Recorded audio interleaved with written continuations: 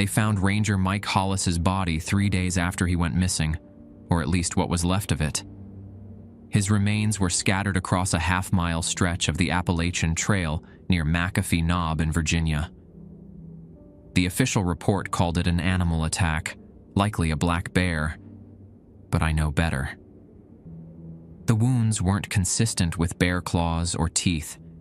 His limbs had been pulled apart with surgical precision, like someone had carefully mapped out exactly where each joint connected and then applied just the right amount of force to separate them. And there was the matter of his Ranger logbook, the one thing completely intact among the carnage. The pages were blank, except for a single line written in handwriting that wasn't Mike's. He didn't follow the rules. That was 6 months ago. The Forest Service conducted their investigation, deemed it a tragic wildlife encounter, and moved on. But I couldn't. Mike was my mentor, the one who trained me when I first joined the service 3 years ago. He knew the Appalachian Trail better than anyone. Over 2,190 miles from Georgia to Maine, and he respected the wilderness. Mike wouldn't have made the kind of rookie mistake that gets you killed by wildlife. I kept digging, reviewing his final radio transmissions, interviewing hikers who'd seen him on his last patrol, and searching the area where they found his remains. That's when I discovered the weathered journal wedged into a hollow tree about a quarter mile from the scene. Its pages contained a handwritten list titled Rules for Rangers, Appalachian Special Assignment, with Mike's initials at the bottom. Reading through those 9 rules, I felt a chill that had nothing to do with the autumn mountain air. They were bizarre, nonsensical, and terrifying in their specificity. I initially thought it was some kind of joke, or maybe Mike had been dabbling in creative writing. Then I found the official Forest Service memorandum tucked into the back of the journal. Dated 1974, it confirmed the rules were real, classified, and absolutely necessary for survival. I should have turned everything over to my supervisors immediately, but something stopped me. The memo specifically warned against sharing the rules with unauthorized personnel, which apparently included most of Forest Service management. Instead, it instructed finding the keeper of the trail who would provide proper orientation. That's when I remembered the strange assignment Mike had received 2 weeks before his death. Temporary transfer to a special unit I'd never heard of before. He'd been excited, but mysteriously tight-lipped about it. "It's the assignment I've been waiting for my whole career," he told me the day before he left. "If all goes well, I'll bring you on board too." Those were the last words he ever said to me. Hello, viewers. If you wish your stories or experiences to be narrated by me, share them on our own subreddit, which you can join from the description below. I will pick the stories from the community and narrate them, and every once in a while, we will host a 3-hour story compilation. The next day, I requested transfer to the same special assignment. 3 rejection letters and countless phone calls later, I finally received a plain envelope containing nothing but a set of coordinates in the Blue Ridge Mountains and a date, tomorrow. What I'm about to tell you is the truth about what happened during my first month on special assignment with the Appalachian Trail Management Unit. I'm recording this now because I don't know if I'll make it through tonight. If you're reading this and you work for the Forest Service, particularly on the Appalachian Trail, you need these 9 rules. Your life depends on it. And God help me, I think I just broke rule number 7. The coordinates led me to a trailhead near the town of Damascus, Virginia, Trail Town, USA, they call it. A popular spot where thousands of hikers pass through each year during their journey along the AT. But the actual meeting point was about 2 miles off the main trail, along an unmarked path that didn't appear on any of my maps. I arrived early, my backpack loaded with standard ranger gear plus the journal I'd found. The morning fog clung to the ground, turning the forest into something from a fairy tale. Not the Disney kind, but the original Brothers Grimm stories, where people disappeared and children got eaten. At precisely 7 a.m., an older man emerged from between two ancient oak trees. He wore the standard Forest Service uniform, but something about him seemed off. Maybe it was the way he moved, too fluid, too purposeful, or the fact that despite the dense underbrush, not a single leaf or twig crunched beneath his boots. "Ranger Jenkins," he said, not a question, but a statement. "I'm Ranger Howard Blackwood. I'll be your orientation officer." I extended my hand. "Nice to meet you, sir." He ignored my outstretched hand. "You requested this assignment because of Ranger Hollis." Again, not a question. "Yes, sir. Mike was my mentor. I want to understand what happened to him." Blackwood's expression didn't change. What happened to Ranger Hollis was unfortunate but preventable. He forgot the rules. A cold knot formed in my stomach. "You mean these rules?" I pulled out Mike's journal. For the first time, Blackwood showed emotion. A flash of surprise quickly replaced by something darker. "Where did you get that?" His voice remained calm, but his hand moved subtly toward his belt.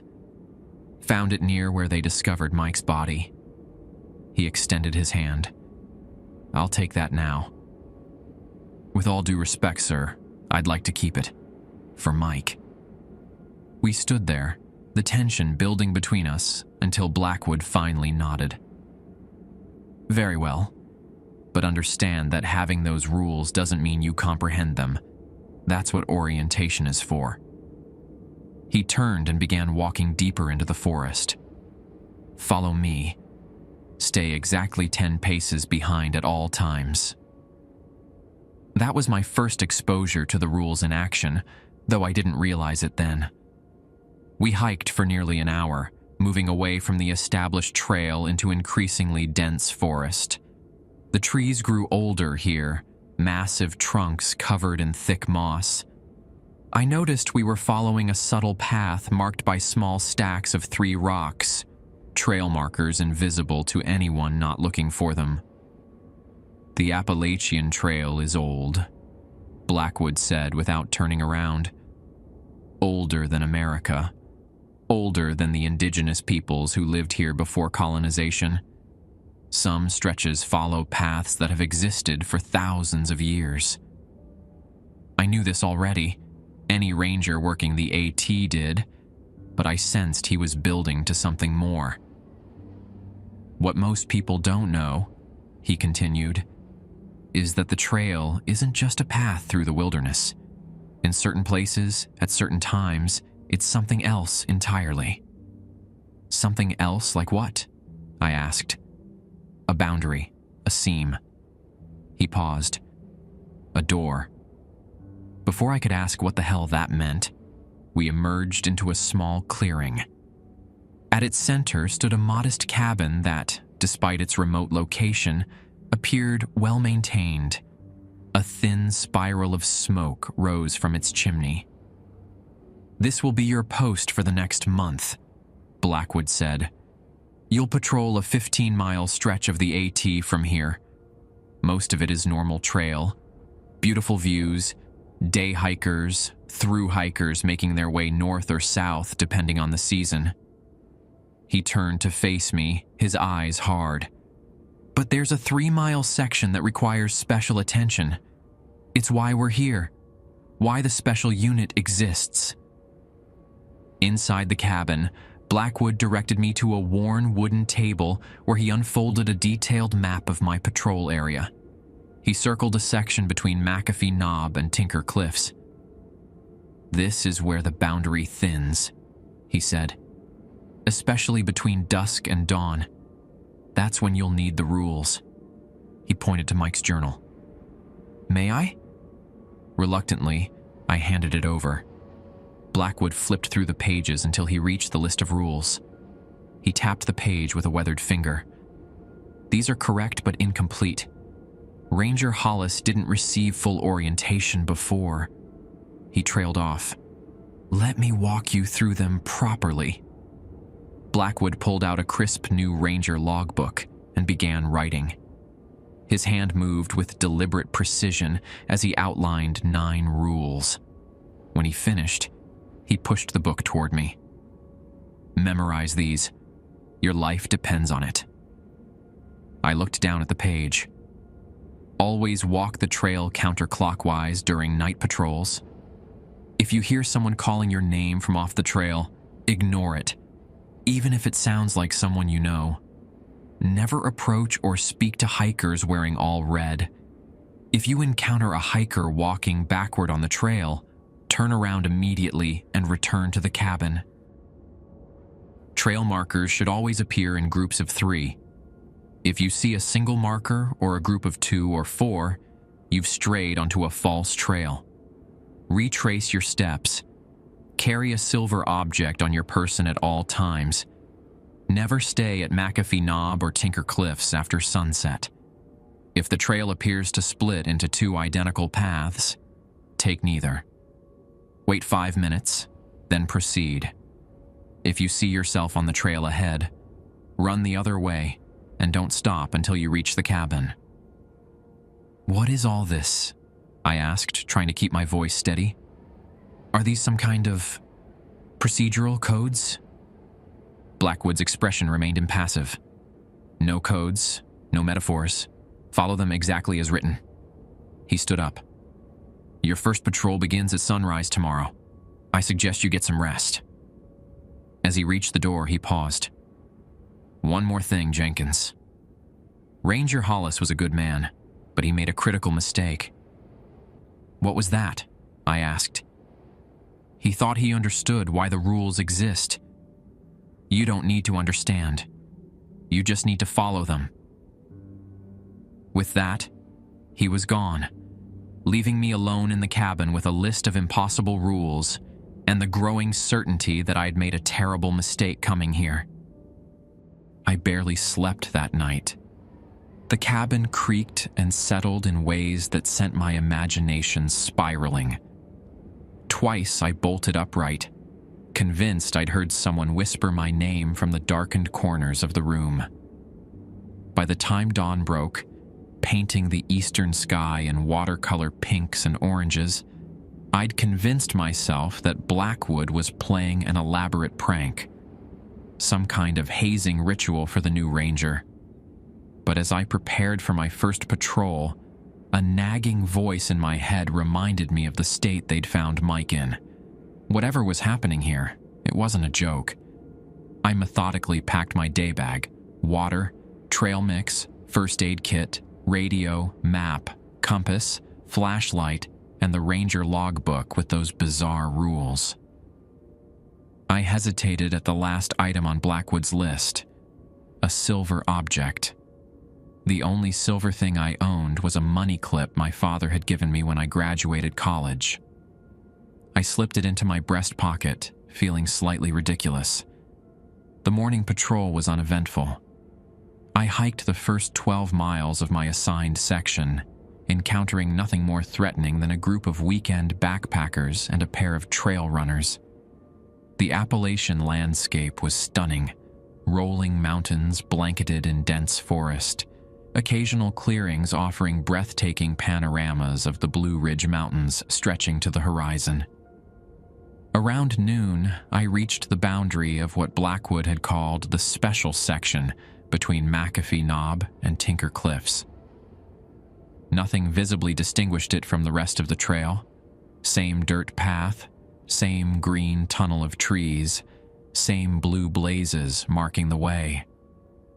Yet something felt different. The air seemed heavier somehow, the silence deeper. Even the quality of light filtering through the canopy had subtly changed, taking on a greenish tinge like the depths of a mountain lake. I checked my watch. Plenty of time to patrol this section and get back before sunset. thus adhering to rule number 7. Taking a deep breath, I continued forward. About a half-mile in, I spotted something unusual, a trail marker painted on a birch tree. It was the standard AT white blaze, but it stood alone. According to Rule 5, markers should always appear in groups of 3.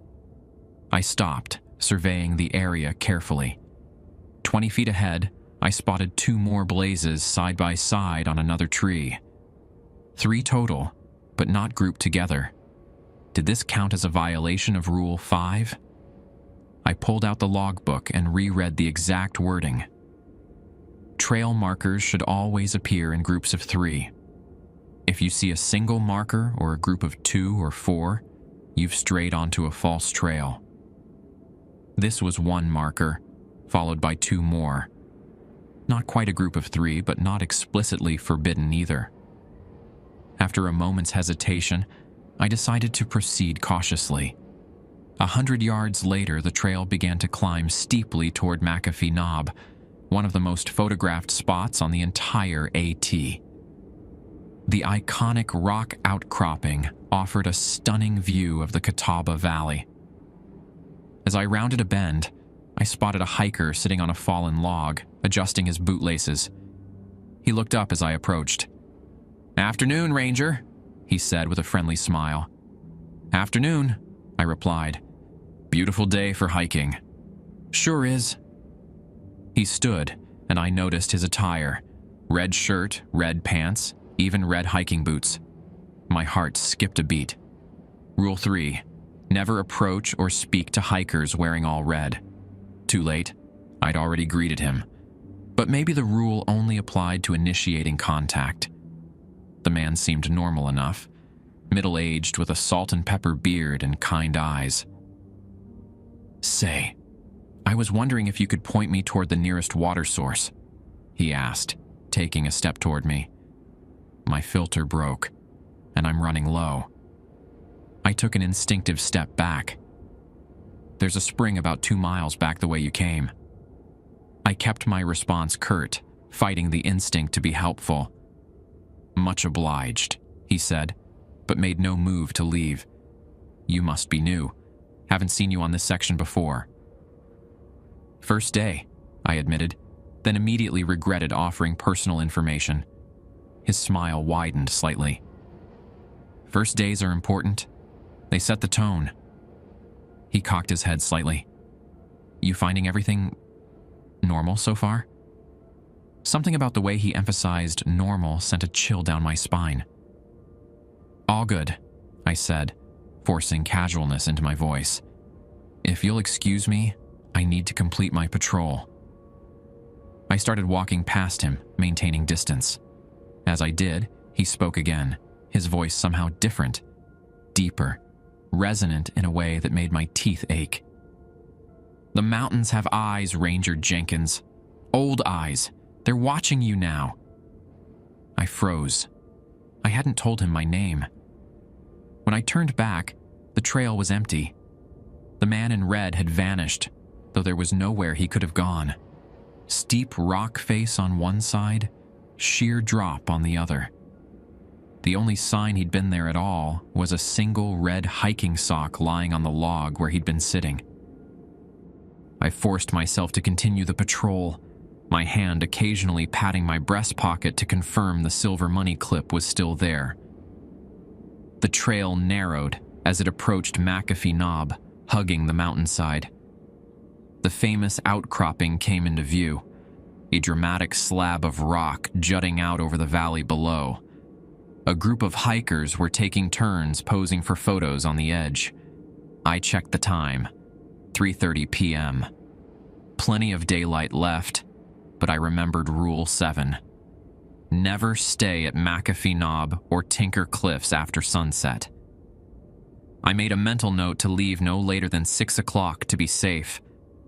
While monitoring the hikers to ensure they stayed safe, I heard someone call my name from the tree line behind me. "Jenkins! Over here!" The voice was familiar. It sounded exactly like Mike. My heart raced as I turned toward the sound. The dense undergrowth revealed nothing, but the voice came again. "Jenkins, I need your help! Quick!" Rule 2 echoed in my mind. If you hear someone calling your name from off the trail, ignore it, even if it sounds like someone you know. "Jenkins, please! I'm hurt!" Every instinct screamed at me to investigate, to help. Mike's voice sounded desperate, pained.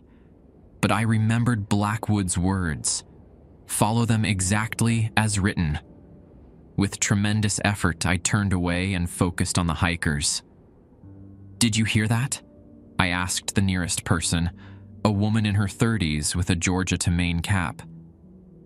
"Hear what?" she replied, looking confused.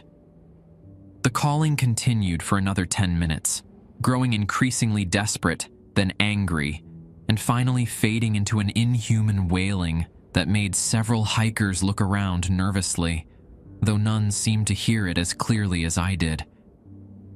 By 5 p.m., the hikers had moved on, and I began making my way back toward the cabin. The forest had grown noticeably darker, shadows stretching across the trail. About a mile from McAfee Knob, I came to a spot where the path forked. 2 identical trails stretching ahead, both marked with proper groups of 3 blazes. Rule 8. If the trail appears to split into 2 identical paths, take neither. Wait 5 minutes, then proceed.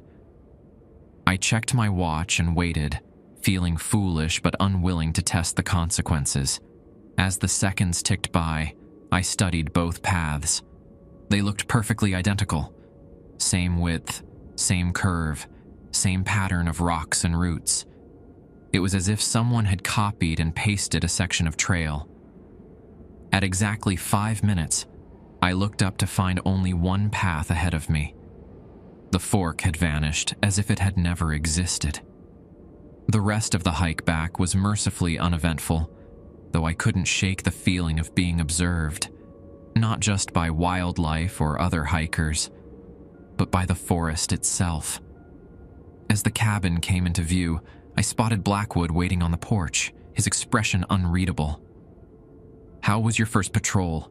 he asked when I approached. "Informative," I replied carefully. "I encountered some situations." A hint of a smile touched his lips. "And you're still here to talk about it. That's a good start." Inside, he had me document every unusual occurrence in a special logbook, different from my regular ranger reports.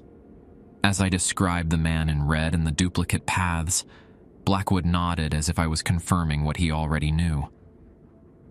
"You did well, especially with the voice calling your name," he said when I finished.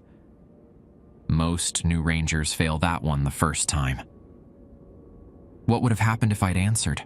I asked. Blackwood's eyes met mine. "Let's just say we'd be training another new ranger tomorrow." He stood to leave. "Get some rest. Night patrol starts at midnight." "Wait!" I called as he reached the door. The man in red, he knew my name. "What was he?" Blackwood paused, his hand on the doorknob. "Rule 3 doesn't say to never speak to hikers wearing all red. It says never approach or speak to hikers wearing all red. There's a reason for that specificity. Which is, those aren't hikers." He closed the door behind him, leaving me alone with more questions than answers, and the dread knowledge that I'd be back on that trail in just a few hours, when darkness ruled and, apparently, the boundary grew thinner. Sleep came in fragments, disturbed by dreams of red-clothed figures watching me from the tree line, and Mike's voice calling my name with increasing desperation. I jolted awake at 11:30 p.m., drenched in sweat despite the cabin's chill. The night patrol required additional preparation. I layered up against the mountain cold, packed extra batteries for my flashlight, and made sure my silver money clip was secure in my breast pocket. As a precaution, I also tucked a small silver pendant I found in one of the cabin drawers into my boot. better to have backup. Blackwood had left detailed instructions for the night route, a shorter 6-mile loop focusing primarily on the special section. Most importantly, I was to travel counterclockwise as specified in Rule 1. The note didn't explain why, just underlined this point 3 times. At exactly midnight, I stepped outside. The October moon hung nearly full overhead, casting the forest in silvery light and ink-black shadow. The temperature had dropped into the low 40s, my breath forming clouds that dissipated into the darkness. The usual night sounds, rustling leaves, distant owl hoots, seemed muted, as if the forest itself was holding its breath. I began the patrol, heading southwest along the trail toward Dragon's Tooth, another popular rock formation. Unlike during the day, I saw no headlamps of night hikers or lights from distant campsites. The trail felt completely abandoned, yet anything but empty. An hour in, I reached a small clearing where the trees opened up to reveal the star-filled sky. As I paused to check my map, I noticed something odd about the stars directly overhead. They seemed to be moving. Not the usual gentle drift of celestial bodies, but purposeful movements, like fireflies forming patterns. I watched, transfixed, as they arranged themselves into what looked like letters, then words, "Go back, Jenkins." I blinked hard, convinced my tired mind was playing tricks. When I looked again, the stars had returned to their normal random scatter. Had I imagined it? Maybe lack of sleep was affecting me more than I thought. I continued forward, hyper alert to every sound and movement. The trail descended into a valley where the moonlight couldn't penetrate, forcing me to rely on my flashlight. Its beam seemed weaker than it should be, struggling to cut through darkness that felt almost solid. That's when I heard it. Footsteps on the trail behind me. Heavy, deliberate steps crunching on fallen leaves. I stopped and turned, sweeping my light across the path. Nothing. The moment I resumed walking, the footsteps continued, perfectly matching my pace, but always remaining the same distance behind me. I stopped again. The footsteps stopped. I took 3 quick steps. 3 quick steps echoed behind me. Rule 1 echoed in my mind. Always walk the trail counterclockwise during night patrols. Was this why? To ensure whatever was behind me stayed behind me? The footsteps continued for nearly a mile before finally fading. By then, I was approaching the 3-mile special section that Blackwood had warned me about, the stretch between McAfee Knob and Tinker Cliffs. The moment I crossed into this section, the atmosphere changed perceptibly. The air grew dense and seemed to vibrate slightly, creating a subtle pressure in my ears, like the feeling just before a thunderstorm breaks. My flashlight dimmed further until it illuminated barely 5 feet ahead. "Park Service," I called out, my voice sounding flat and muffled. "Ranger Jenkins on patrol." An answering whisper came from everywhere and nowhere. "Jenkins! Jenkins!" The forest seemed to be passing my name back and forth, the sound growing distorted with each repetition until it was unrecognizable, just sibilant hisses that raised the hair on my arms. I quickened my pace, focusing on the trail markers. 3 per group, just as the rules specified. I counted each set obsessively, using the task to keep panic at bay. The trail climbed steadily toward Tinker Cliffs. According to my map, I'd reach the base of the cliffs in about a half mile, then loop around without ascending to the top, in accordance with Rule 7. Never stay at McAfee Knob or Tinker Cliffs after sunset. As I rounded a bend, my flashlight beam caught movement ahead. A lone figure stood in the middle of the path about 20 yards away. The light wasn't strong enough to make out details, but I could see the person was facing away from me, standing unnaturally still. "Hello?" I called, my hand instinctively moving to the pepper spray on my belt. This area is closed for hiking after dark. No response, no movement.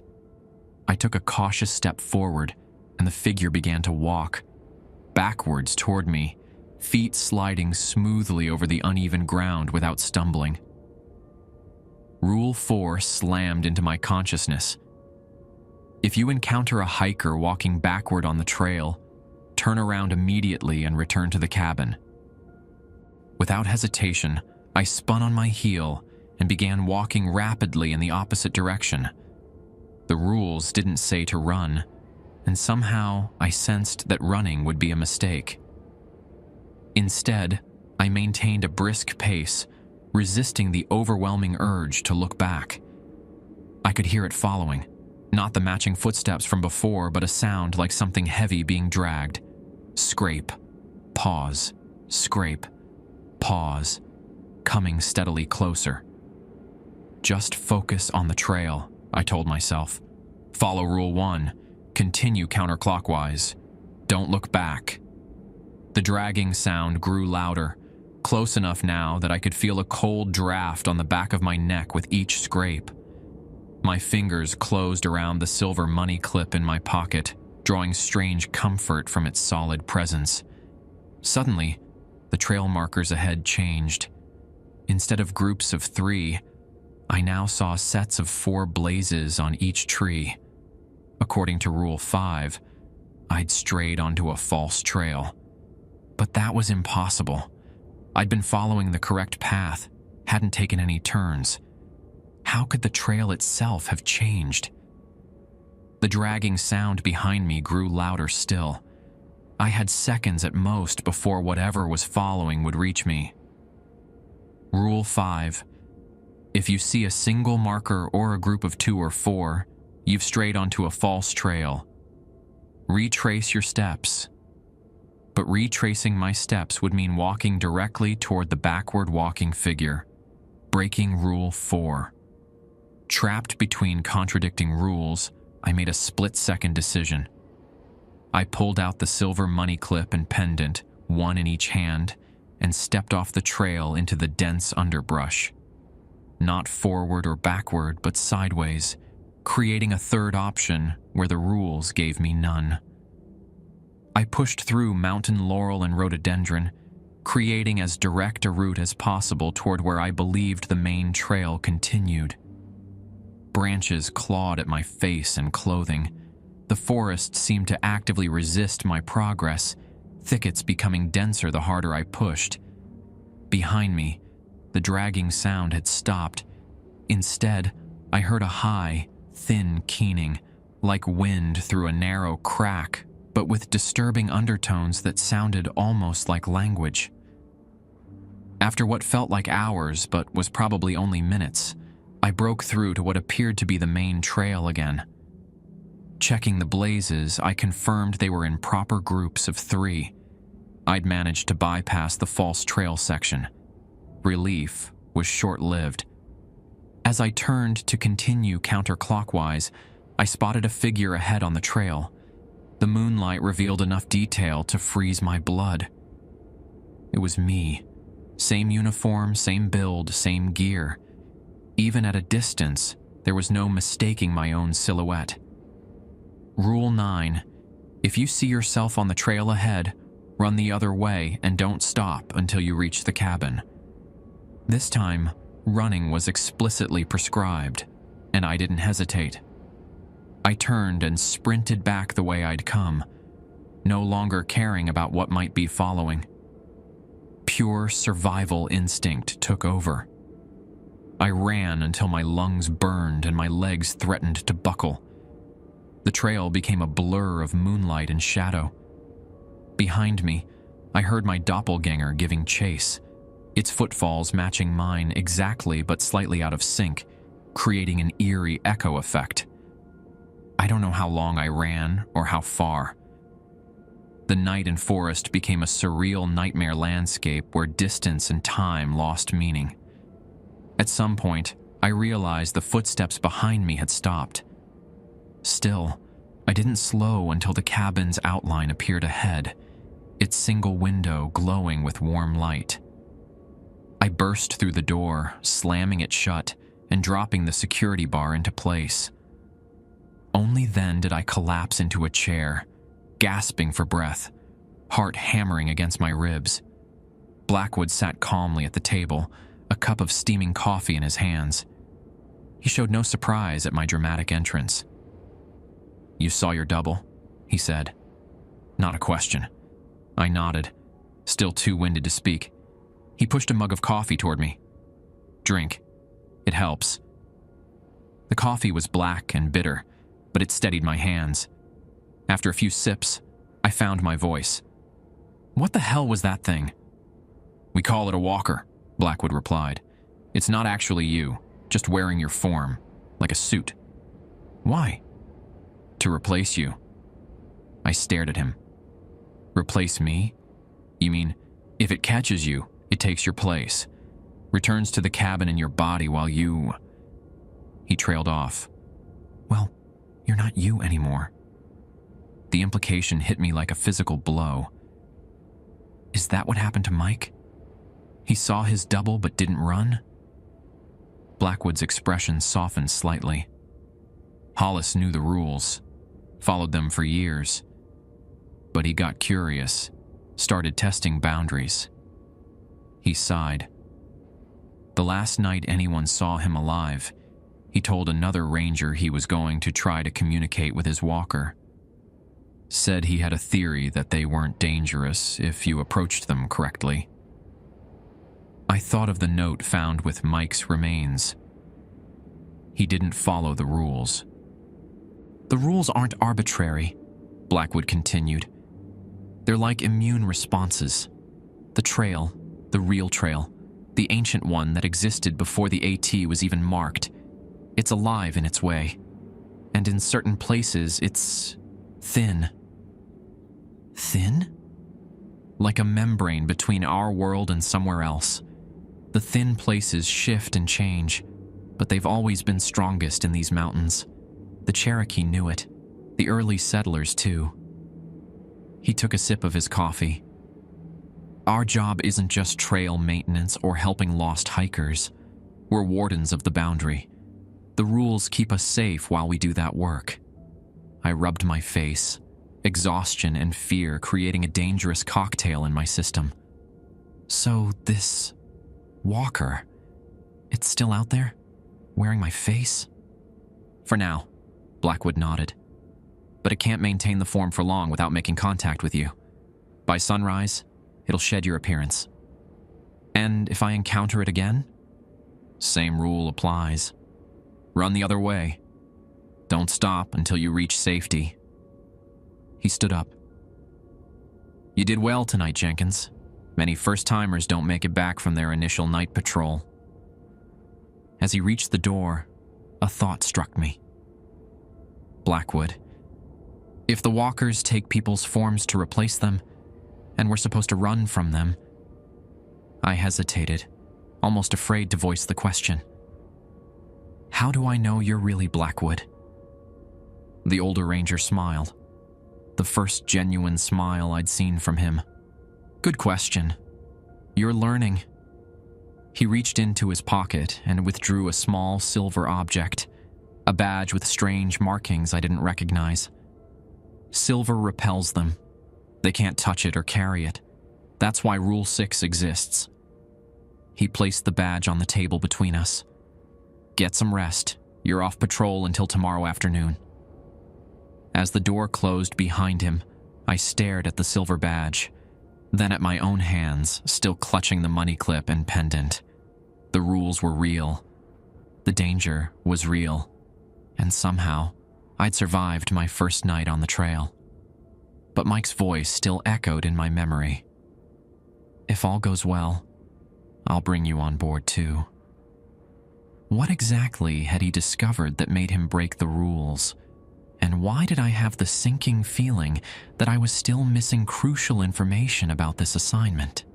I slept fitfully until mid-morning, haunted by dreams of my doppelganger chasing me through endless forest corridors. When I finally gave up on sleep around 11 a.m., I found a note from Blackwood slipped under my door. Supply run to Damascus. Back by 4. Stay in the cabin until I return. Surprisingly, there was no mention of last night's events. The casual tone of the note felt jarring after what I'd experienced, as if narrowly escaping a supernatural entity wearing my face was just another day at the office for Appalachian Trail Rangers. Maybe it was. With several hours alone, I decided to search the cabin for information about Mike. Blackwood had been forthcoming about some things, but evasive about others. If I wanted the full story, I needed to dig deeper. The cabin's main room contained little beyond basic furniture: a table, chairs, a small wood stove, and shelves stocked with supplies. A narrow hallway led to 2 small bedrooms and a basic bathroom. My search of the common areas yielded nothing unusual. In my assigned bedroom, I checked under the mattress, inside the nightstand, and along the floorboards for loose panels. Nothing. Blackwood's room was locked. I was about to give up when I noticed something odd about the cabin's dimensions. The exterior suggested more space than the interior rooms accounted for. Standing in the hallway, I tapped the walls, listening for hollow spots. Near the bathroom, a section sounded different. Careful examination revealed a seam in the wood paneling. It took 15 minutes of prodding and pressing before I found the release mechanism. A knothole that, when pushed in the right direction, caused a section of wall to pop slightly ajar. Behind it lay a small, windowless room that appeared to serve as both office and archive. A desk held an old computer, while floor-to-ceiling shelves contained dozens of logbooks similar to the one I was using. A large map of the Appalachian Trail dominated one wall, sections highlighted in different colors, with annotations I couldn't decipher from a distance. I went straight to the logbooks, scanning dates until I found entries from the weeks leading up to Mike's death. His handwriting filled several volumes, the most recent containing patrol reports similar to mine, but spanning 3 years. The entries were mostly routine until about 2 months before his death. Then the tone changed. August 23rd, encountered unusual marker configuration near Dragon's Tooth. Single white blaze followed by group of 5. Rule violation, but path appeared normal. Investigated cautiously. No anomalies detected. Reported to Blackwood, who ordered section closed for maintenance. Need to follow up.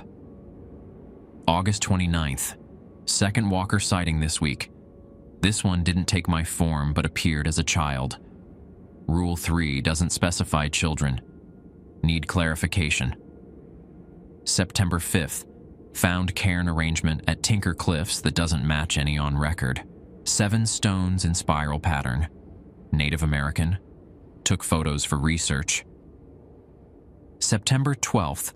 Blackwood denied access to historical records. Says some knowledge is restricted to Level 3 clearance. Current status, Level 1. Frustrating. The pattern is there if they just let me see it. I flipped through more entries, watching Mike's professional tone give way to increasing frustration and obsession with understanding the trail's mysteries. The final entry, dated 3 days before his death, sent a chill through me. September 27th. Breakthrough. The rules are a code. They're not meant to be followed blindly. They're a language for communicating with the walkers. Silver isn't a repellent. It's a conductor. Going to test my theory tonight at McAfee Knob. If I'm right, everything changes. That was it. The next page was blank. I set down the logbook, my mind racing. Mike had believed the rules were something other than protective measures, a code or language, and he'd deliberately broken Rule 7 by staying at McAfee Knob after sunset to test his theory. Whatever he'd encountered there had torn him apart. On the wall map, I located the exact spot where Mike's remains had been found. It wasn't on the main trail, but in a small valley about a quarter-mile from McAfee Knob. I memorized the location, determined to visit it during my afternoon patrol. Before leaving the hidden room, I noticed a folder on the desk labeled Incident Reports. Inside were summaries of ranger disappearances and deaths dating back to the 1950s. Each file contained a clinical description of what was found, followed by a classification code. Mike's file was marked CL-3, Boundary Violation, Walker Encounter. Other classifications included RL1, Rule Violation, Voice Response, TM2, Temporal Manipulation Event, and most disturbingly, RS4, Replacement Successful. That last one sent ice through my veins. Replacement Successful. Walkers that had successfully taken over someone's identity. Were some of these rangers actually imposters? A car engine outside alerted me to Blackwood's return. I hastily replaced the files, sealed the hidden room, and tried to look casual when he entered carrying supplies. "Productive morning?"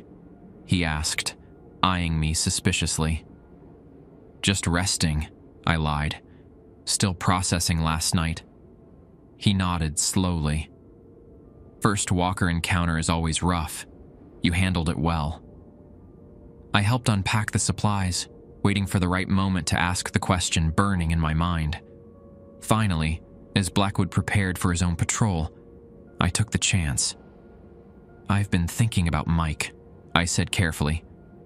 "About what you said, that he tried to communicate with his walker." Blackwood paused, expression darkening. "What about it? Was there any, logic to his theory? Any evidence it might work?" The older ranger's eyes narrowed. "Hollis was a good man, excellent ranger, but he fell into the same trap that claims many who patrol the boundary. He started looking for patterns that aren't there." "So there's no truth to the idea that the rules are some kind of code?" The moment the words left my mouth, I knew I'd made a mistake. Blackwood's face hardened, and he set down the pack he'd been organizing. "You've been reading his logbooks." Not a question. I didn't bother denying it. "I want to understand what happened to him." "What happened is exactly what I told you. He broke the rules." Blackwood's voice was ice. "The rules aren't arbitrary, Jenkins. They're not symbolic. They're survival mechanisms refined through generations of blood and loss." He stepped closer, his intensity unnerving. "Every single one was written because someone died learning it was necessary.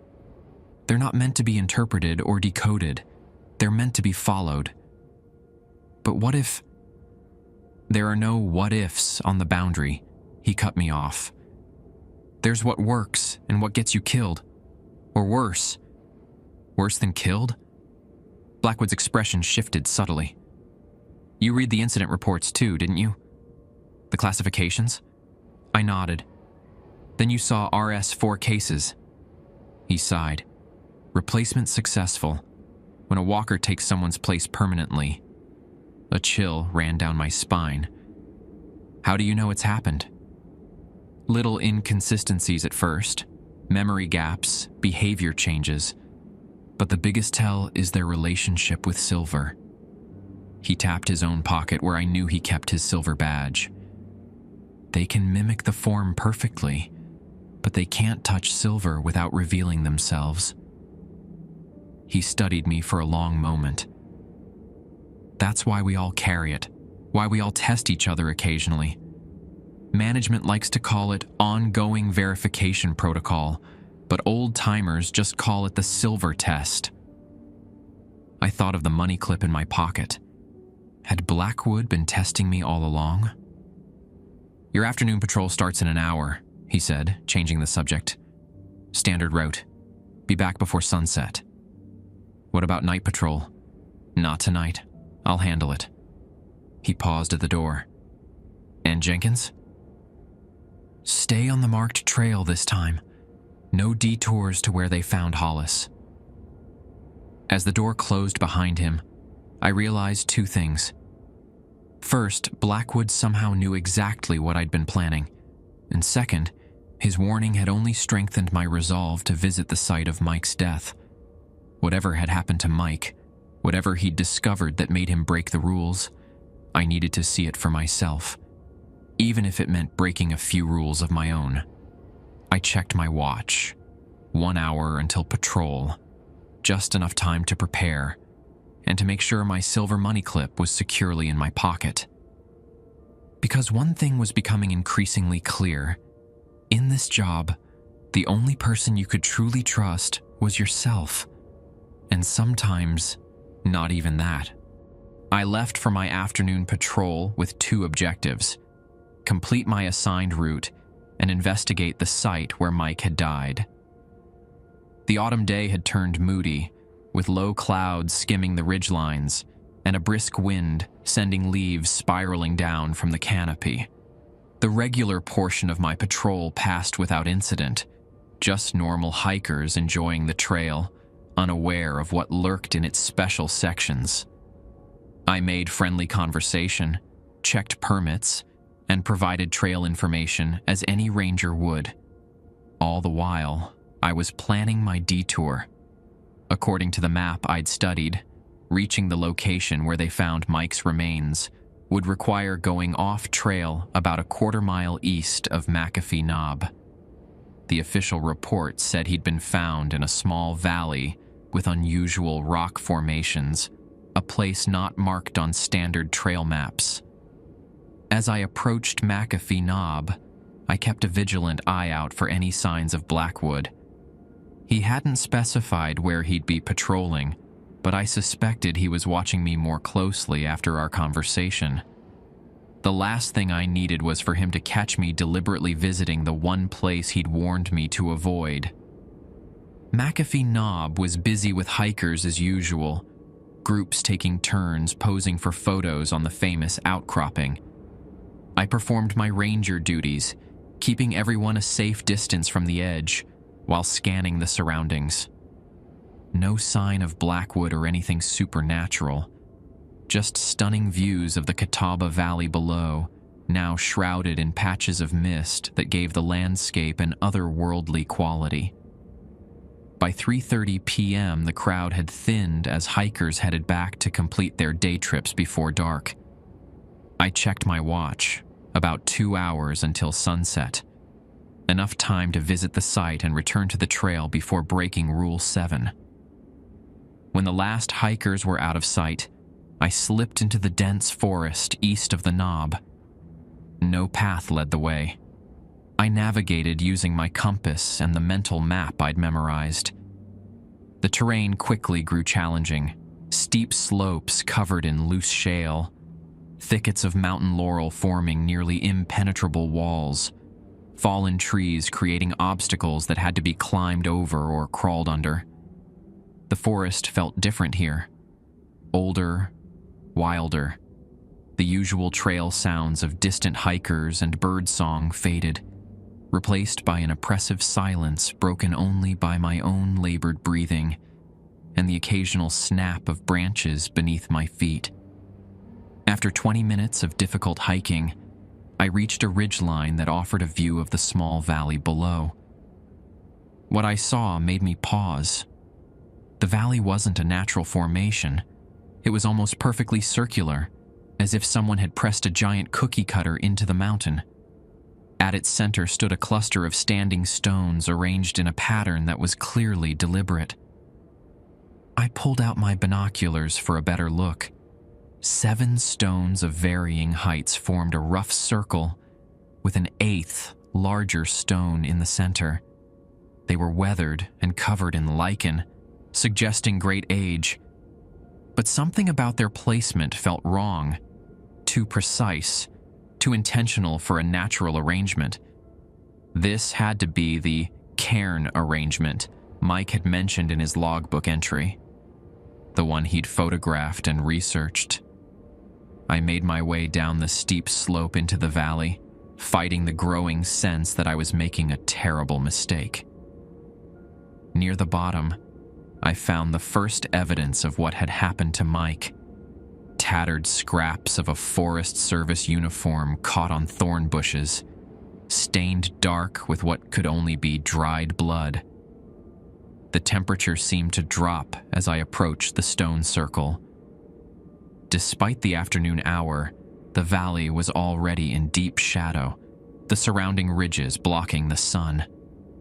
I pulled out my flashlight, unwilling to be caught here in darkness. At the edge of the circle, I hesitated. Every ranger instinct screamed at me to turn back, to follow the rules that had kept me alive so far. But I needed to understand what Mike had discovered. "For you, Mike," I whispered, and stepped inside. Nothing happened. No supernatural event. No walker appearance. Just stones and silence. Up close, I could see that each stone was covered in faint carvings, most worn away by centuries of weather. What remained looked like a mix of symbols, some resembling Native American petroglyphs, others unnervingly like the strange markings I'd seen on Blackwood's silver badge. I circled the arrangement slowly, photographing each stone with my phone. As I moved, I noticed something odd.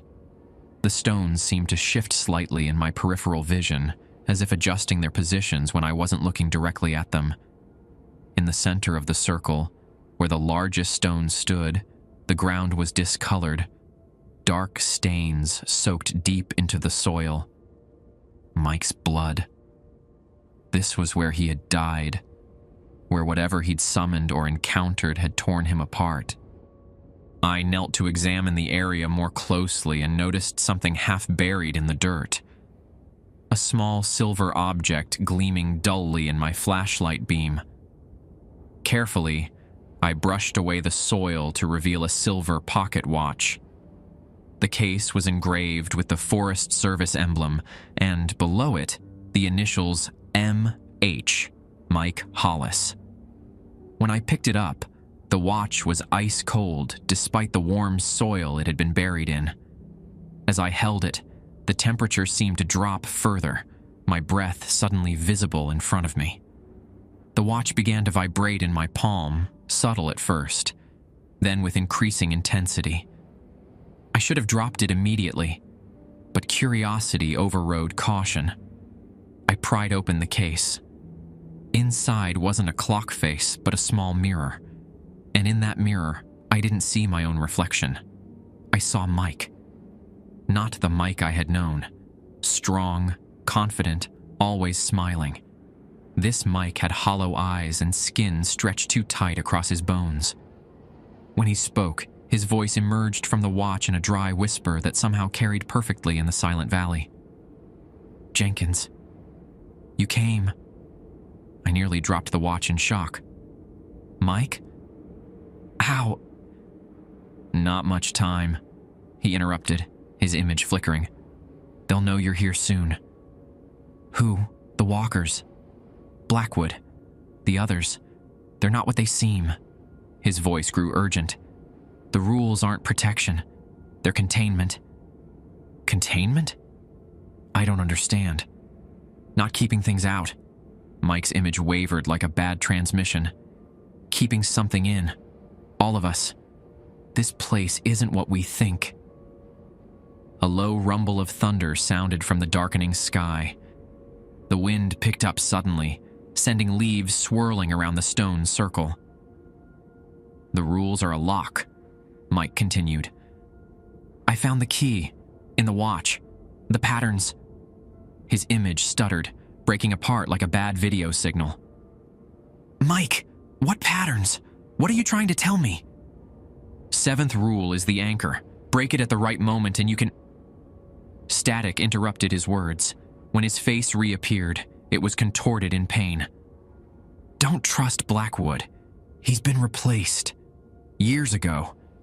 You need to... The watch suddenly burned cold in my hand, so intense it felt like fire. I cried out but managed to hold on. They're coming. Mike's voice became desperate. Get to Tinker Cliffs at sunset. Tomorrow. Bring Silver. Bring the watch. I'll show you... His image vanished, replaced by a swirling darkness that seemed to leak out from the mirror, curling around my fingers like black smoke. The watch slammed shut on its own, nearly catching my fingers. The sudden silence was broken by a sound from the forest edge, a branch snapping. I wasn't alone. I pocketed the watch and spun around. At the rim of the valley stood a figure in a Forest Service uniform. Even at a distance, I recognized Blackwood's posture. He wasn't moving, just watching me from the tree line. I had two choices, confront him or flee. Mike's warning echoed in my mind.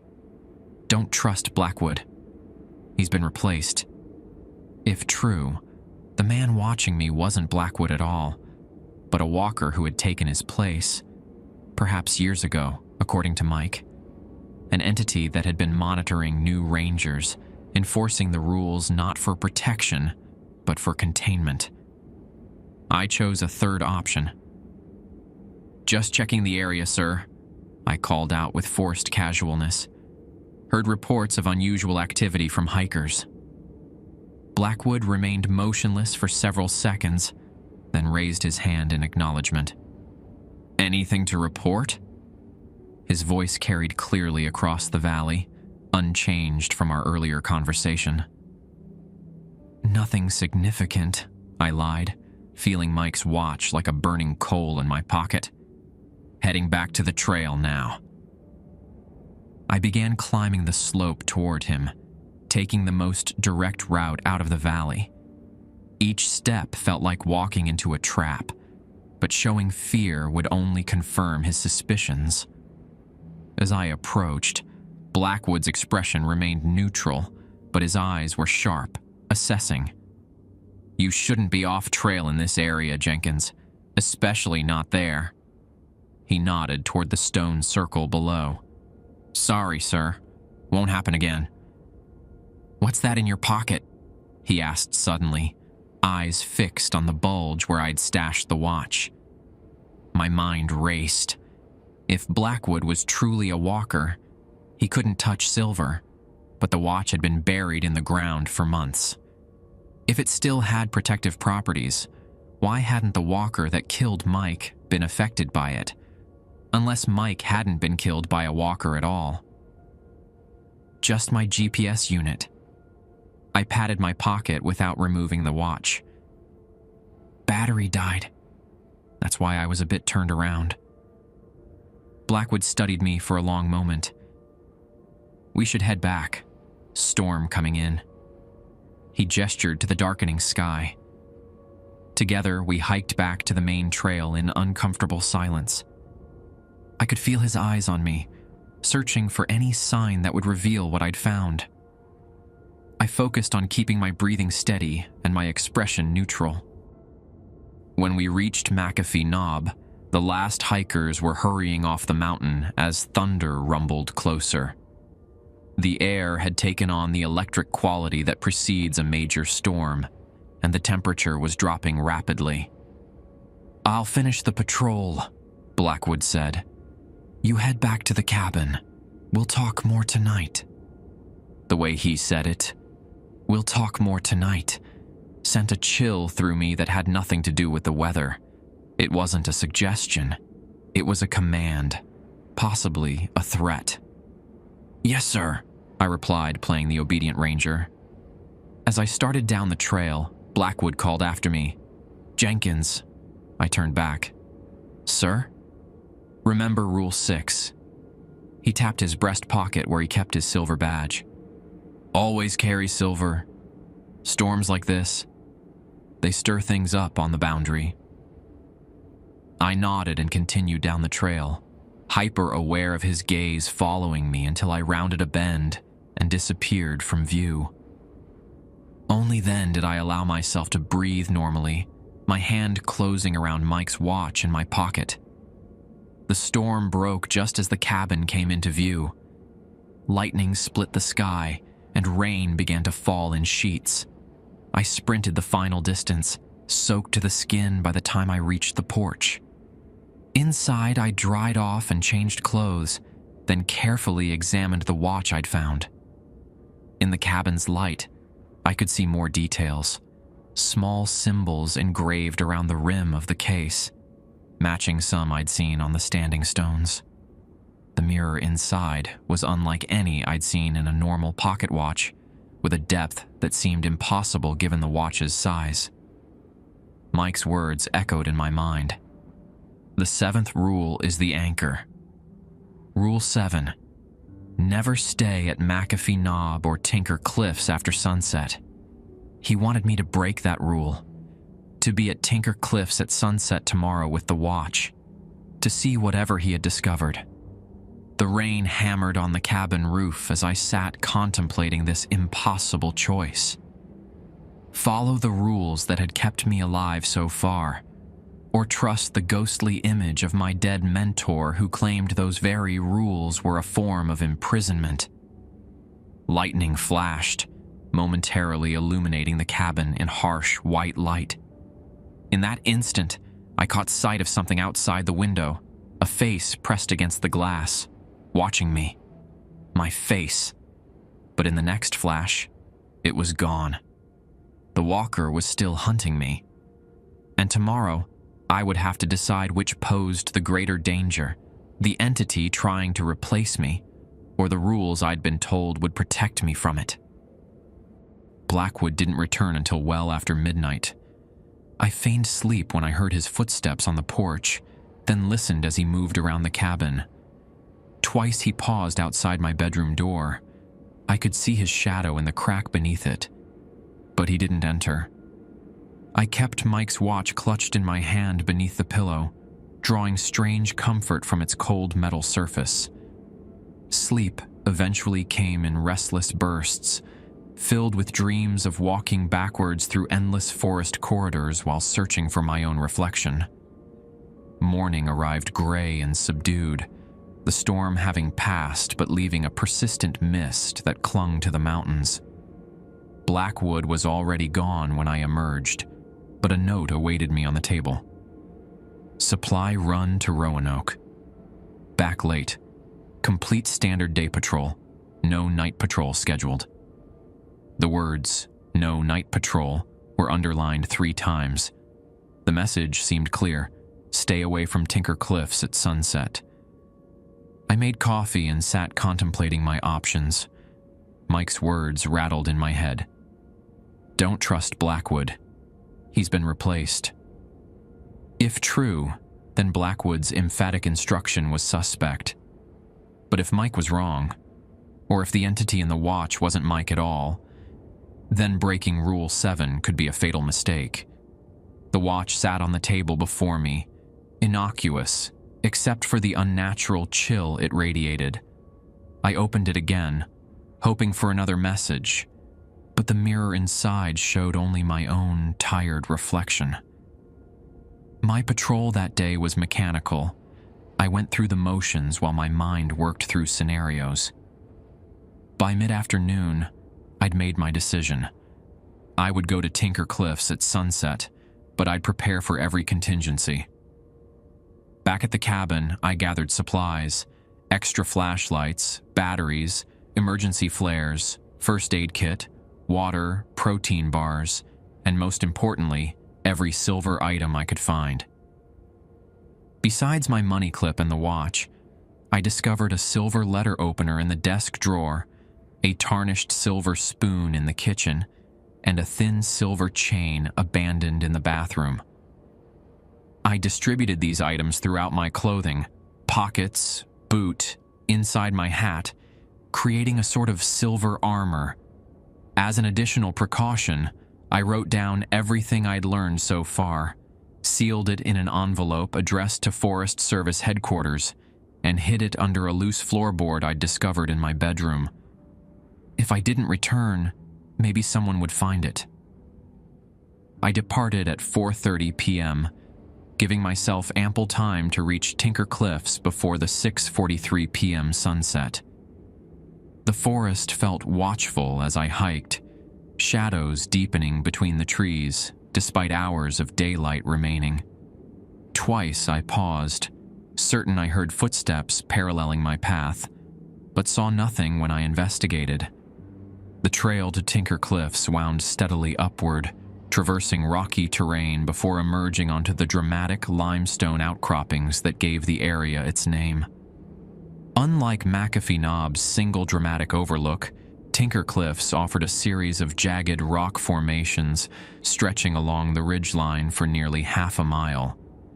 I arrived with an hour to spare before sunset. The cliffs were deserted, unusual for such a popular spot, but perhaps the lingering bad weather had discouraged hikers. Mist swirled through the valleys below, occasionally parting to reveal the patchwork of forests and fields stretching to the horizon. I chose a position that offered both the panoramic view and a quick escape route back to the trail if needed. With my back against a large boulder, I could monitor the approach from either direction. Then I waited, Mike's watch in one hand, my flashlight in the other. The sun began its final descent, painting the mist in shades of gold and amber. As it touched the distant ridgeline, I opened the watch, unsure what to expect. Nothing happened. Minutes passed. The sun sank lower, its bottom edge now merging with the mountains. My heart raced with anticipation and fear. Still nothing. Had I misunderstood? Was this all an elaborate trap? Or was Mike's entity waiting for the exact moment of sunset? The sun's upper rim hovered just above the horizon when I heard it. Footsteps on the rocky path. I turned, expecting Blackwood, but the trail remained empty. The sound came again, closer, yet I saw nothing. Then a shimmer in the air, like heat rising from hot pavement. The shimmer coalesced, forming a translucent outline that gradually solidified into Mike's form. He looked more substantial than he had in the watch's mirror, though still not fully corporeal. I could see the landscape through him, as if he were made of dense fog. "You came," he said, his voice echoing strangely. "I wasn't sure you would." I held up the watch.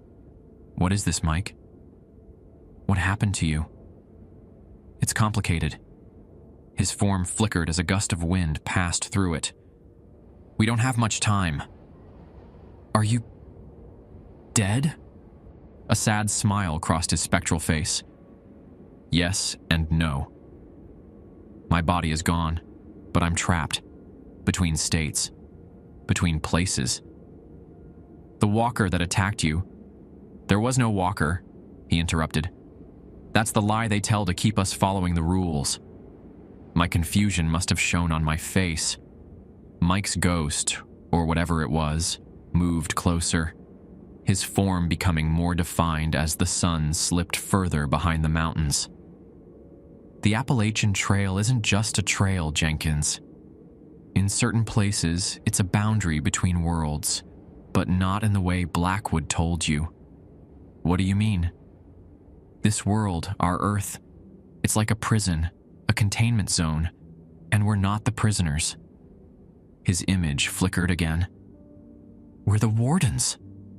I struggled to understand. "Wardens? Of what?" "Something ancient. Something that was here long before humans." Mike gestured to the vast landscape below. "The Native Americans knew. The early settlers, too. They built the original trails as boundaries to keep it contained.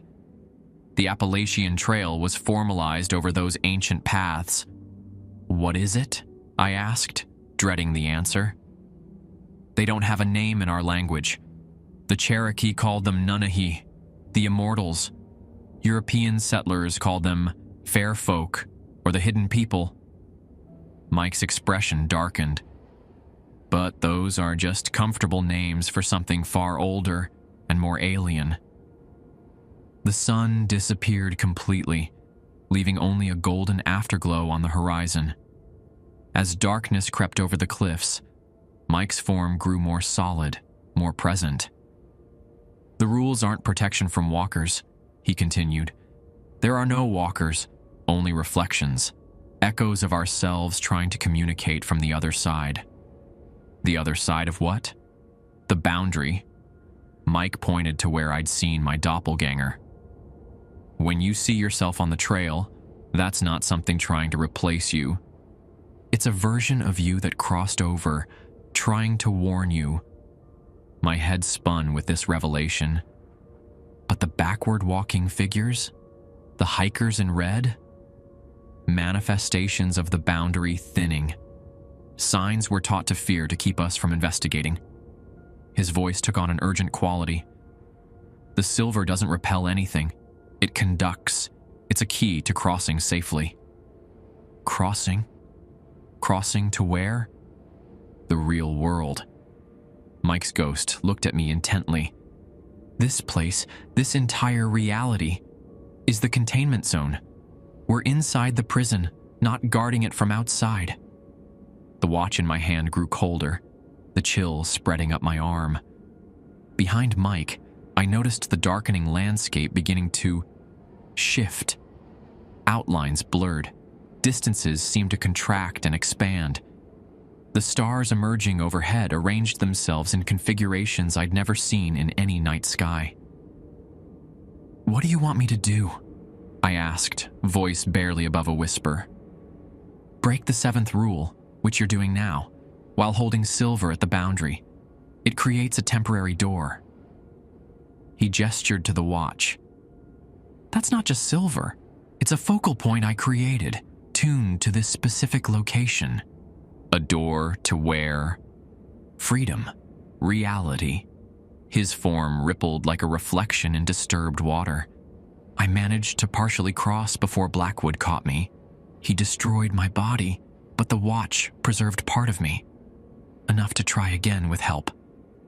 "Blackwood killed you?" Horror washed through me. "Blackwood isn't human. Hasn't been for decades. He's one of their guardians, created to keep us inside, to enforce the rules, to maintain the prison." Mike's ghost moved closer still. "Why do you think the Forest Service has special units patrolling these boundaries? Why the secrecy? They're not protecting hikers from supernatural dangers. They're maintaining the walls of our reality." The watch vibrated in my palm, its cold now almost unbearable. Around us, the air seemed to thicken and distort. The trail behind me, my escape route, twisted in my vision, seeming miles away one moment and inches the next. "It's starting," Mike said. "The door is opening. We need to cross together." He extended a translucent hand toward me. "Trust me, Jenkins, like you always did." I hesitated, doubt suddenly flooding my mind. This went against everything I'd been taught, everything that had kept me alive so far. What if this wasn't really Mike? What if the rules truly were protection? "If you stay," his ghost continued, "you'll keep patrolling a false trail, enforcing rules designed to keep humanity ignorant and contained. Or worse, Blackwood knows you've been asking questions. You'll end up like me, or replaced by one of their constructs." The landscape continued its surreal transformation. Trees bent at impossible angles.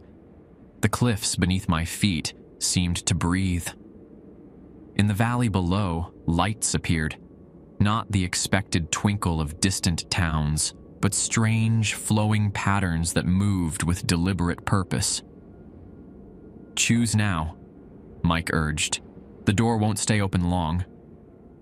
The rational part of my mind screamed that this was madness, that I should run back to the cabin and forget everything I'd seen.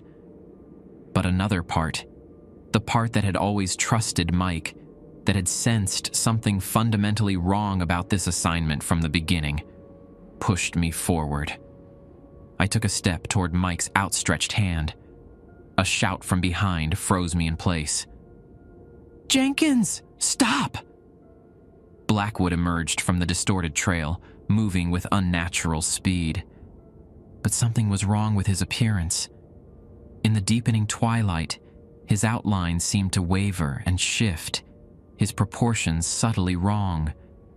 As he drew closer, I could see that his eyes reflected light like an animal's. "He's lying to you," Blackwood called, slowing his approach. "That's not Hollis. It's using his form, his memories." Mike's ghost grew agitated. "There's no time. He'll close the door." "The watch, Jenkins," Blackwood said, edging closer. "Put it down. It's not what you think." I looked between them. The ghost of my mentor and the increasingly inhuman form of my supervisor. Both claimed the other was lying. Both wanted me to trust them with my life. And I had seconds to decide. "The rules exist for a reason," Blackwood insisted, his voice distorting slightly as he spoke. "Not to imprison, but to prevent something worse than death." "Don't listen," Mike's ghost reached for me. "This is your only chance." The watch in my hand grew impossibly cold, frost forming on my fingers. The world around us continued its grotesque transformation, reality itself seeming to peel away like old wallpaper, revealing something alien beneath. In that moment of ultimate decision, a memory surfaced. Something Mike had told me during my first week as a ranger. When you're lost in the wilderness, trust your instincts, but verify with your tools. Your gut might save your life, but only if your compass confirms it. I looked down at the watch. The key to whatever door was opening around us. Then at the silver money clip in my other hand. My protection according to the rules. And I made my choice. In one fluid motion, I hurled the watch over the cliff's edge. Time seemed to slow as it tumbled through the air, silver case glinting in the last rays of twilight. Mike's ghost lunged for it with a howl of rage that sounded nothing like my mentor's voice. Blackwood surged forward, his body moving with impossible speed. The moment the watch disappeared into the mist below, the distortion in the landscape intensified. The very air cracked like glass, fracture lines spreading outward from where I stood. Mike's form shattered into fragments, each piece reflecting a different version of him, some human, some decidedly not. "Run!" Blackwood shouted, his voice resonating with power I hadn't heard before. "Back to the trail!" I turned and sprinted for the path, the world dissolving around me. The solid rock beneath my feet rippled like water. Trees bent toward me with grasping branch fingers. The sky overhead swirled with colors that had no names in human language. Behind me, the fragments of Mike coalesced into something new, a towering figure of smoke and angles, with too many limbs arranged in impossible configurations. It spoke with a voice that scraped against my brain like rusted metal. "Fool! The door was opening!" Blackwood positioned himself between me and the entity, his body transforming as well. His Forest Service uniform fell away, revealing a form composed of silver light and ancient symbols that hurt my eyes to look at directly. In his hand appeared a spear of pure radiance. "Get back to the cabin," he commanded. "Follow the rules. Don't stop for anything." I didn't need to be told twice. As the two beings clashed in a battle that bent reality around them, I ran headlong down the trail, the silver money clip burning hot in my pocket. The forest had become a nightmare landscape, Trail markers appeared and vanished randomly. Rocks shifted position when I wasn't looking directly at them. Faces formed in the bark of trees, watching my panicked flight with hollow eyes. Something was following me. I could hear multiple sets of footsteps in perfect synchronization with my own. I didn't look back, remembering Rule 9. Whatever pursued me was using my own form, my own movements. If I saw it, I'd be lost. The trail split into multiple identical paths ahead of me. I skidded to a halt, breathing hard, trying to remember Rule 8. If the trail appears to split into two identical paths, take neither. Wait 5 minutes, then proceed. I had nowhere near 5 minutes. The footsteps were gaining, and the forest around me was unraveling like a poorly knitted sweater, revealing glimpses of something vast and incomprehensible beyond.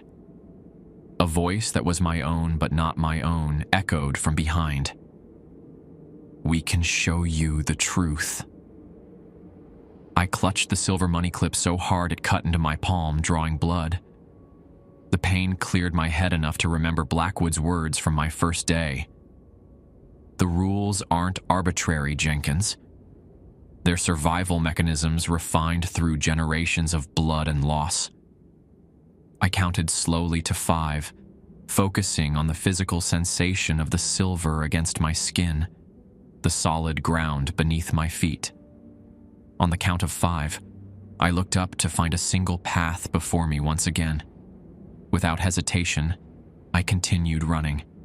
The moon rose overhead, impossibly large and tinged with red. Its light painted the forest in crimson shadows. I was still miles from the cabin, and the boundary between worlds was growing thinner by the second. A figure stepped out onto the trail ahead, a child in a red coat, standing unnaturally still. Rule 3 echoed in my mind. Never approach or speak to hikers wearing all red. I veered off the trail, crashing through underbrush to give the figure a wide berth before rejoining the path further down. As I passed, the child's head rotated 180 degrees to follow my movement, its face a blank canvas with shallow indentations where features should be. Back on the trail, I pushed forward despite burning lungs and trembling legs. The rules had kept me alive so far, and I clung to them like a drowning man to driftwood. Rule 1. Always walk the trail counterclockwise during night patrols. I was heading back toward the cabin. Was that counterclockwise from where I'd started? I couldn't be sure anymore. The landmarks had shifted, the very geography of the mountain seeming to rearrange itself. A familiar voice called from off to my right. "Jenkins! Help me! I'm hurt!" It was Blackwood's voice, but I remembered Rule 2 and pressed on without responding.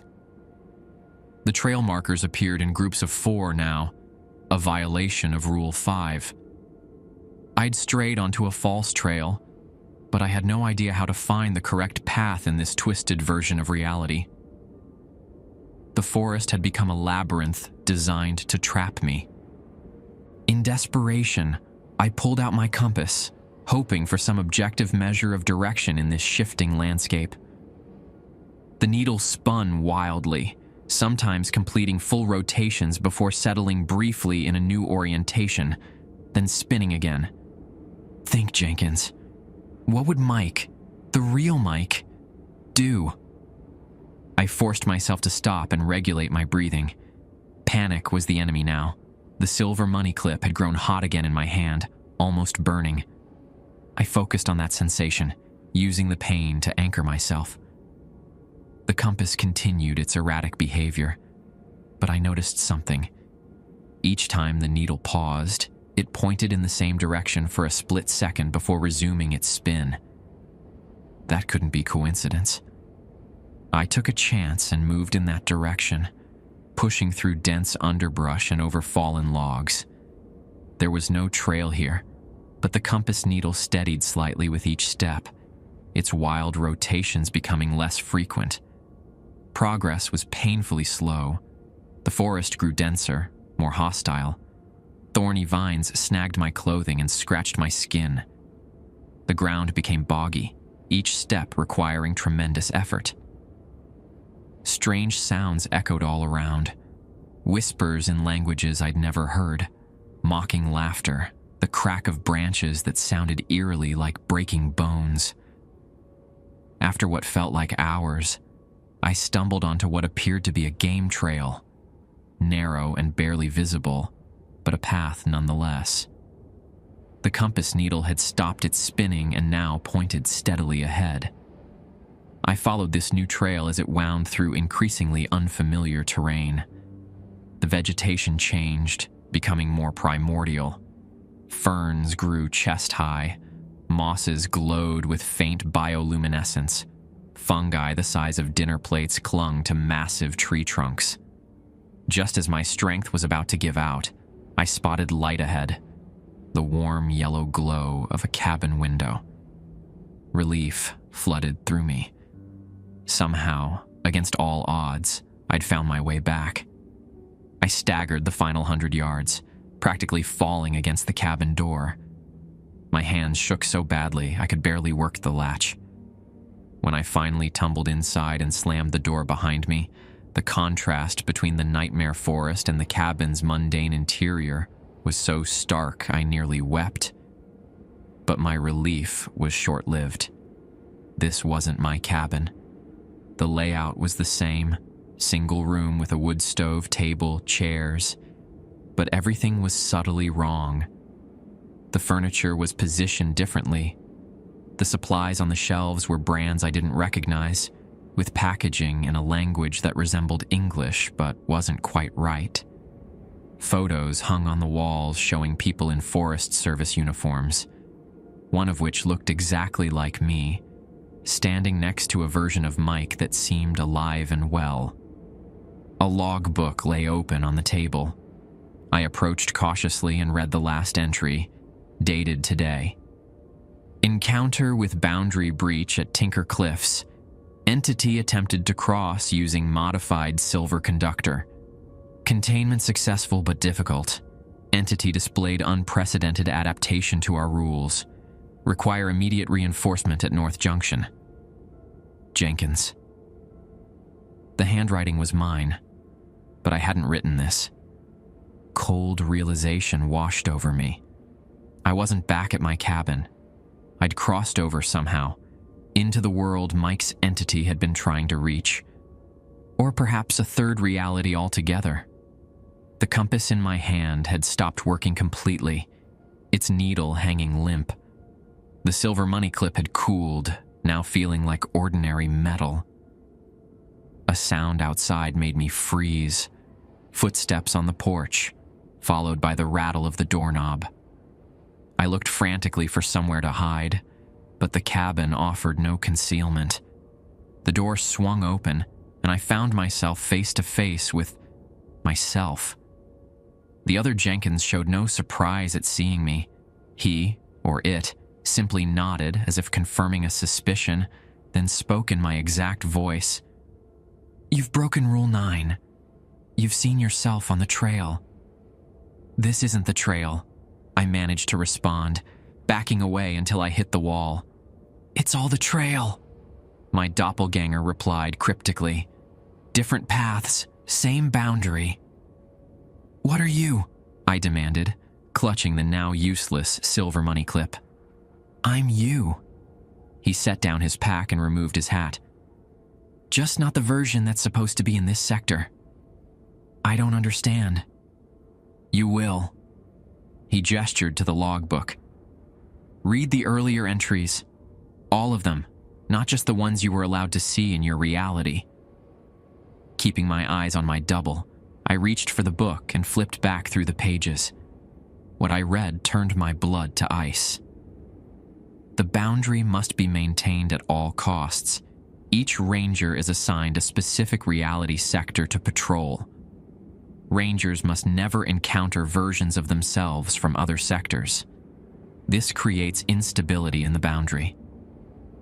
Silver conducts energy between sectors but does not allow physical crossing. Physical crossing requires the breaking of at least 3 rules simultaneously at a thin point. If crossed into another sector, Rangers must locate their counterpart and establish communication. Only by synchronized rule breaking in parallel sectors can a Ranger return to their assigned reality.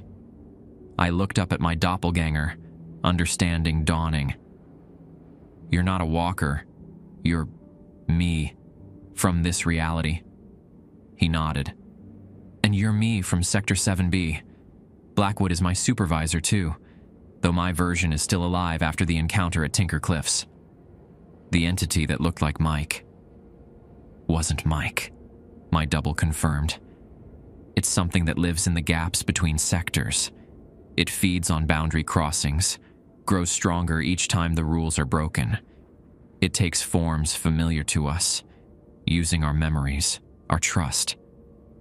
What happened to the real Mike? A shadow crossed my double's face. He learned too much, crossed too many times trying to map the sectors. In the end, he couldn't find his way back to his original reality. He paused.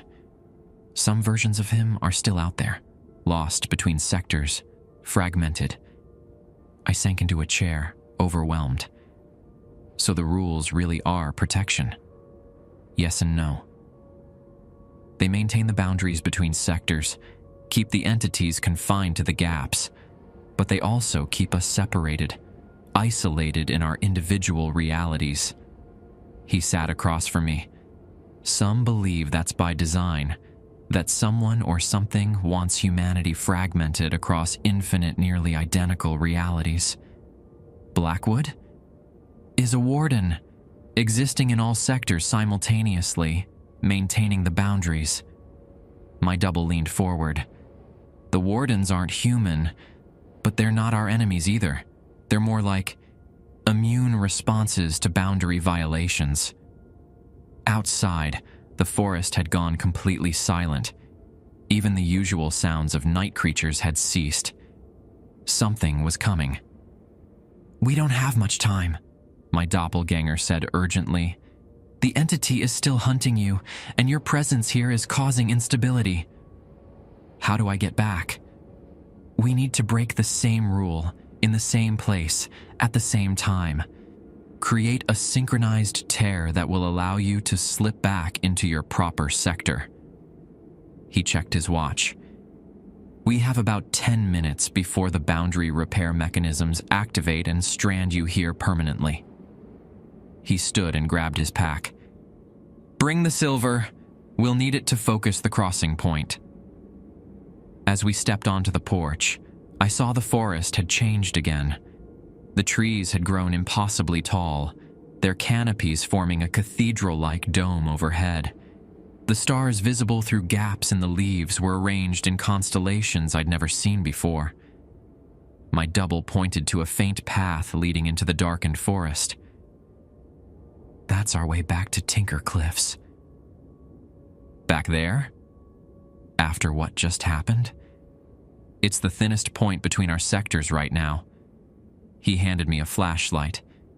Just remember, follow the rules until the exact moment we need to break them. Together, we headed into the woods, 2 versions of the same ranger navigating a boundary never meant to be crossed, with something ancient and hungry hunting us from the spaces in between. 3 months have passed since that night on Tinker Cliffs. 3 months since my double and I synchronized our actions to tear a hole in the boundary large enough for me to slip back through. 3 months since I returned to find Blackwood, my Blackwood, waiting at the cabin, his silver badge glowing with an unearthly light as he sealed the breach behind me. I still patrol the Appalachian Trail, but with a different understanding of my role. The special unit isn't just about helping lost hikers or maintaining trail markers. We're boundary wardens, maintaining the walls between countless parallel realities, what my double called sectors. Blackwood explained it to me the morning after my return, his normally stoic demeanor softened by something like respect. Every reality, every version of Earth has its own Appalachian Trail, he said. In each one, the trail follows slightly different paths, has different hikers, different rangers, but they all overlap at certain points. Thin spots where the boundaries can be crossed if you know how. And the rules, I asked, are the same in every sector. They've been refined over centuries to maintain separation between realities while allowing the wardens to move between them when necessary. I now understand that the walker I saw wasn't trying to replace me. It was a version of me from another sector, trying to communicate across the boundary. The hikers in red are entities that exist between sectors, feeding on boundary energy. The backwards walking figures are echoes of people moving in opposite time flows in adjacent realities. I keep my silver money clip with me always, not because it repels anything, but because it helps me sense when the boundary grows thin. On certain nights, especially during the full moon, I can feel it grow warm against my skin. A warning that somewhere nearby the walls between worlds are weakening. Mike's file has been reclassified. No longer listed as a walker encounter, it now reads CSE Cross-Sector Entanglement. Blackwood won't tell me exactly what happened, but I've pieced together enough to know that Mike discovered how to intentionally cross between sectors. He became obsessed with mapping them, with finding ways to reunite the fragmented versions of humanity. But each crossing fractured his identity a little more, leaving pieces of himself scattered across multiple realities. The entity that impersonated him at Tinker Cliffs had collected those fragments, using them to create a convincing facsimile. As for my double, my other self in that parallel sector, we've established a tentative method of communication.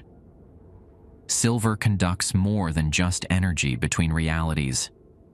On the 1st of each month, at precisely midnight, I leave a note rolled tightly around my money clip, placed inside a hollow tree near McAfee Knob. By morning, the note is gone, replaced by one from him. Small updates, warnings about boundary thinning in our respective sectors, theories about the true nature of the entities that live in the spaces between. Never anything that would violate protocol or risk another crossing.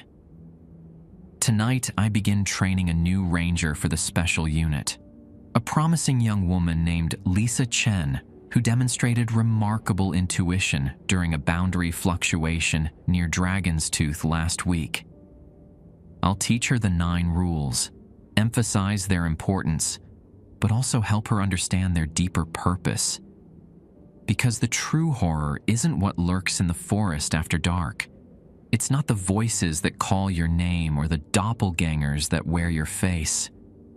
The true horror is the fragmentation.